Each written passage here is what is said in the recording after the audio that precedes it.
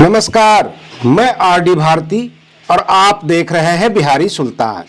बिहार विधानसभा चुनाव का प्रथम चरण का चुनाव का प्रचार स्थगित हो गया, यानी आज खत्म हो गया।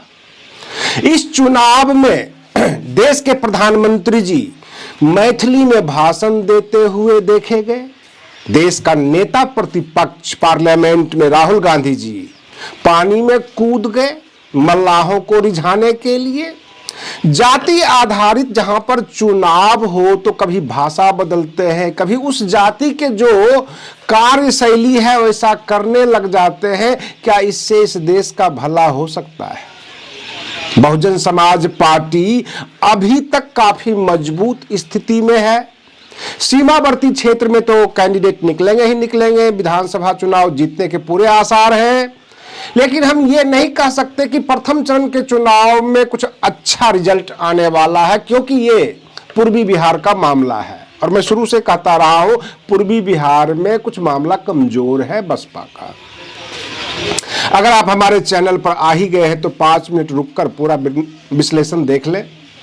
अगर आप हमारे चैनल को मजबूत करना चाहते हैं तो आर्थिक सहयोग जरूर दें, क्योंकि फोन पे नंबर और QR कोड हमने स्क्रीन पे लगा दिया है। हम कई वर्षों से, क्योंकि YouTube ने बता दिया है कि 7 वर्ष से आप मेहनत कर रहे हैं, ये YouTube का रिपोर्ट है, तो कई वर्षों से आपके बीच हैं, बहुजन समाज के बीच जाते हैं। लेकिन समाज जब तक सपोर्ट नहीं करेगा, मेरी बातें अगर आपको अच्छी नहीं लगेगी, वीडियो वायरल नहीं होगा, जनता के बीच नहीं जाएगा, हमारा चैनल ग्रो नहीं कर सकता।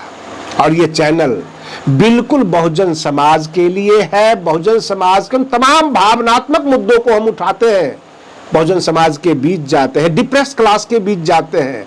हमने ऐसी कोई राजनीतिक चर्चा नहीं छेड़ी जहां पर किसी वर्ग को तनाव हो, किसी पार्टी को भी हम तनाव नहीं देते। इसलिए इस तरह के चैनल को आपके सपोर्ट की अति आवश्यकता है। आप सपोर्ट करें, इसको वीडियो को शेयर कर दिया करें। अगर आप नए हैं तो सब्सक्राइब जरूर कर दिया करें। सवाल ये उठता है, इस चुनाव में किसका भला होगा? आम जनता 5 साल के लिए अपना प्रिय नेता चुनती है, इसलिए कि हमारे जीवन स्तर में कुछ सुधार हो। क्या मैथिली में भाषण देने से किसी का जीवन स्तर में सुधार हो जाएगा?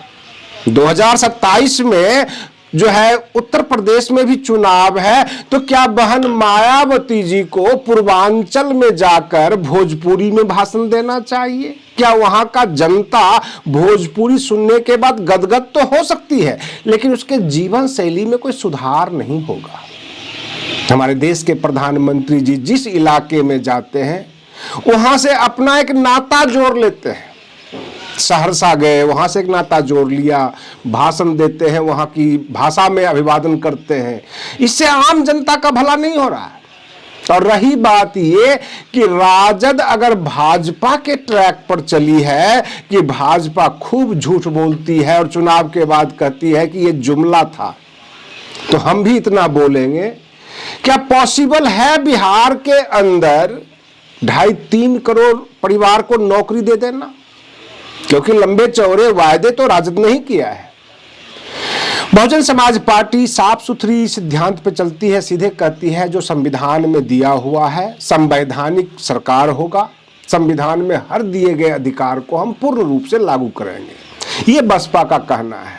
बसपा ये भी कहती है कि बिहार के अंदर 35 सालों से जंगल राज रहा है। 15 साल से जो है अपराधी राज करते थे और 20 साल तक अधिकारी राज करते रहे। बसपा ने साफ साफ क्लियर किया है।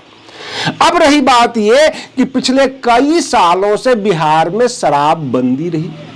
कुछ पार्टियों ने तो कहा जैसे ही हम आएंगे शासन में, सरकार में, हम शराबबंदी खत्म करेंगे, शराब को खोल देंगे। लेकिन प्रश्न यह उठता है, शराबबंदी से किसका नफा और किसका नुकसान? बिहार के अंदर होम डिलीवरी तो होती है, आम जनता का तो हर जगह से नुकसान है, चाहे शराबबंदी हो अथवा शराब खुली हो। शराबबंदी में पुलिस वाले कुछ ज्यादा कमाते हैं, जब शराब खुली हो तो ठेकेदार ज्यादा कमाते हैं, जनता तो लुटती ही लुटती है। प्रश्न ये उठता है, क्या आने वाली जो सरकार है तो कुछ बेहतर कर पाएगी? तेजस्वी यादव कहते हैं कि 14 तारीख को गिनती होगी, रिजल्ट आएगा और 16 तारीख को जो है हम शपथ ग्रहण करेंगे। ये ओवर कॉन्फिडेंस है। बसपा के नेताओं ने कहा कि पहले के मामले में इस बार हम ज्यादा मजबूत हैं, मजबूत स्थिति में है। बसपा एक नया नैरेटिव भी दे रही है जो बिहार की जनता को बहुत ज्यादा पसंद आई। सर्वजन हिताय, सबको लेकर चलो। बसपा से कोई नफरत नहीं कर रहा, लेकिन बाकी पार्टियों से इस बात का डर है कि भाजपा वाले अगर आ जाते हैं तो वो सनातन और हिंदुत्व का जो है प्रचार प्रसार बढ़ा देंगे। अगर आरजेडी वाले आ जाते हैं तो ये सवर्णों के जो है अस्तित्व को खतरा हो जाता है।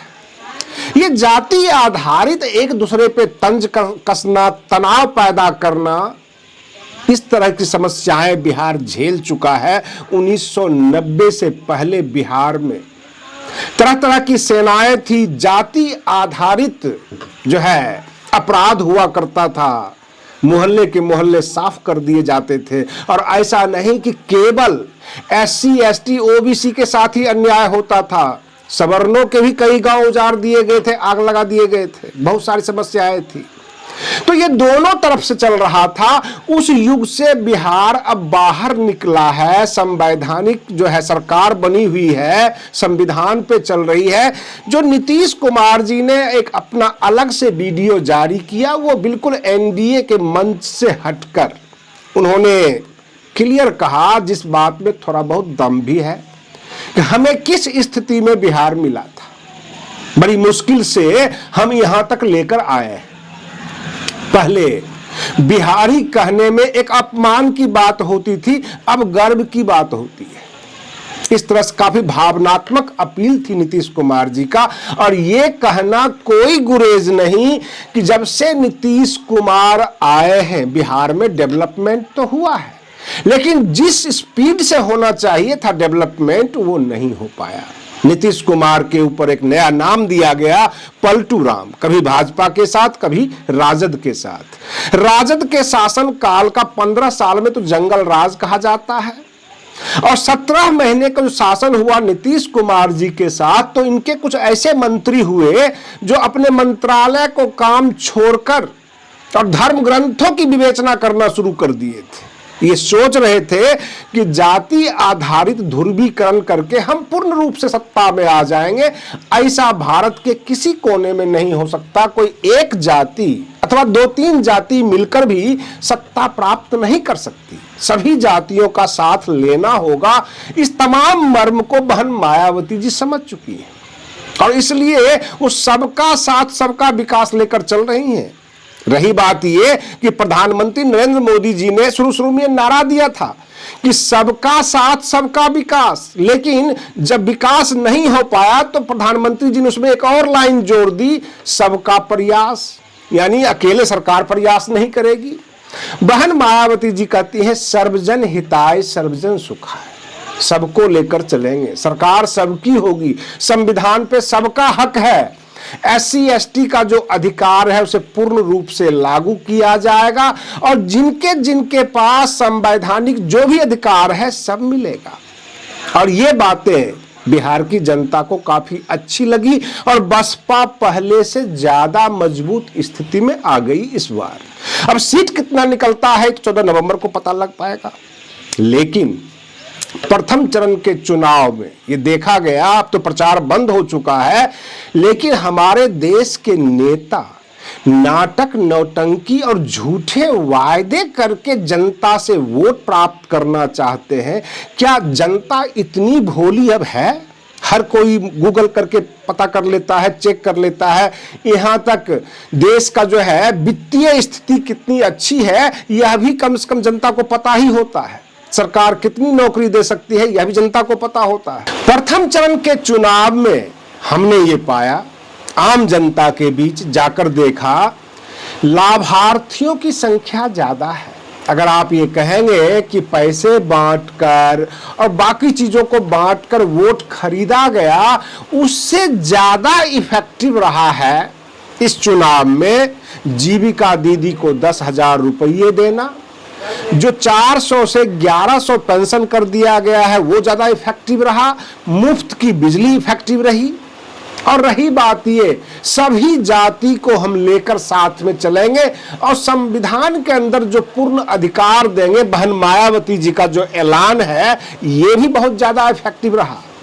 कहने का मतलब यह है कि झूठे वायदे, नौकरी का झांसा, 2500 रुपये महिलाओं को हम देंगे, माय बहन सम्मान योजना, ये असरदार नहीं रहा, क्योंकि हम आम जनता के बीच घूमे हैं, देखे हैं, लोगों से बातचीत किए हैं। रही बात ये कि बिहार में जाति आधारित राजनीति होती है, तो जो कैंडिडेट जिस जाति के हैं और उस इलाके में उस जाति का बोलबाला था, तो वो तमाम जाति उस पार्टी की तरफ चले गए। जैसे ददन पहलवान यानी ददन यादव बसपा के टिकट से चुनाव लड़ रहे थे, तो तमाम उस इलाके के जो यादव थे वो हाथी छाप करने लग गए। जो रामगढ़ के यादव समुदाय के लोग थे वो हाथी छाप करने लगे, क्योंकि वहां पर पिंटू यादव से सतीश यादव जो है कैंडिडेट हैं बसपा के। तो जो कैंडिडेट जिस जाति का है उस जाति के लोग बढ़ चढ़कर हिस्सा लिए। रही बात ये जो बरसों से चलाया जा रहा है कि हम जो है 85% का वोट हमें मिल जाएगा, कभी किसी पार्टी को 85% का वोट नहीं मिलता। वो केवल एक माहौल बनाते हैं, क्योंकि 85% का वोट मिले भी तो कैसे, क्योंकि 85 पार्टियां भी हैं। अब राजद भी 85% की बात करेगी, चिराग पासवान भी करेंगे, एक है महागठबंधन में, एक है एनडीए में। जीतन राम मांझी भी कहते हैं हम 85% में। उधर नीतीश कुमार भी ओबीसी में आते हैं, वो भी कहेंगे हम 85% में। तो कुल मिलाकर डॉक्टर अंबेडकर को मानने वाले जो अंबेडकरवादी पार्टी है और जिनके वायदे में, भाषणों में चालाकी नहीं दिखती, स्ट्रेट फॉरवर्ड बात करते हैं, ऐसे नेता को बिहार की जनता ने ज्यादा पसंद किया। जैसे कि बहन मायावती जी उत्तर प्रदेश में सीधे खुला ऑफर दे दिया मुसलमानों को कि बुलडोजर बंद हो जाएगा, अन्याय बंद हो जाएगा, आप मेरे पास आ जाओ। आप सपा के साथ क्यों जा रहे हो, सपा आपका भला नहीं कर सकता, सपा कभी भी अब सरकार में नहीं आएगा, वो भाजपा को नहीं हरा सकता। तो ये सीधी बात जो नेता करता हो उसको आम जनता ज्यादा पसंद करती है। घुमा फिरा के, झूठ बोल के, ठग के आप वोट नहीं ले सकते कि चुनाव के समय आप नाम के पीछे सूत्र लगा ले और उसके जैसे ही चुनाव खत्म हो जाए आप जो है पूरा कर्मकांड में लग जाए, बाबाओं के पीछे चले जाए। मैं आपको बता दूं, अयोध्या के अंदर सपा के नेता अवधेश राय जब अयोध्या में जाते हैं तमाम बाबाओं को पैर छूते फिरते हैं और वो वीडियो भी वायरल होता है। कहने का तात्पर्य ये कि सांसद बाबा को पैर छू रहा हो, बाहर आके सनातन को गाली दे रहा हो, ये दोनों वीडियो जब वायरल होता है तो आम जनता समझ जाती है। अब देखना यह है कि प्रचार तो चुनाव प्रचार तो खत्म हो गया प्रथम चरण का। अब बसपा को कितना प्रतिशत वोट आता है और कितने कैंडिडेट निकलते हैं, क्योंकि प्रथम चरण के चुनाव में बहुत सारे इलाके और बहुत सारे कैंडिडेट के बारे में हम अपने दर्शकों को नहीं बता पाए हैं, लेकिन वो ताकत से काम कर रहे हैं, लड़ रहे हैं। अब आप बने रहिए बिहारी सुल्तान चैनल पर, हम फिर मिलते हैं अगले वीडियो में, तब तक के लिए धन्यवाद।